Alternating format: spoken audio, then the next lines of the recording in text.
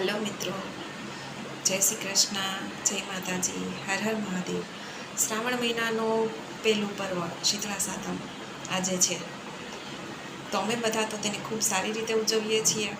સવારમાં ગૃહિણીઓ નાહી ધોઈને ચૂલાની, પાણિયારાની, ઉંબરાની બધી પૂજાઓ કરે છે. પછી શીતળા સાતમ હોય એટલે માતાજીના દર્શન કરવા જાય છે. ત્યાં પણ માતાજીની કુલેરનો ભોગ ધરાવે છે અને પોતાના બાળક માટે ખોળો પાથરીને આશીર્વાદ માગે છે કે તેનું જીવન સુખમય, મંગલકારી રહે, તે જીવનમાં ખૂબ પ્રગતિ કરે.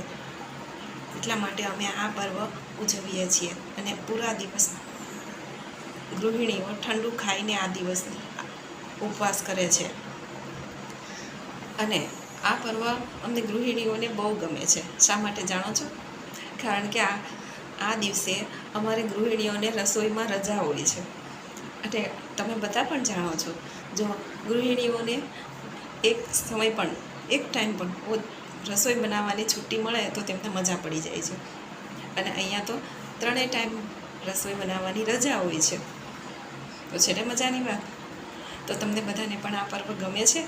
મને તો બહુ ગમે છે. તો કોમેન્ટમાં લખી બતાવજો. અને મારે આ વિડીયો જો ગમ્યો હોય તો લાઈક કરજો, શેર કરજો, ફોલો કરજો.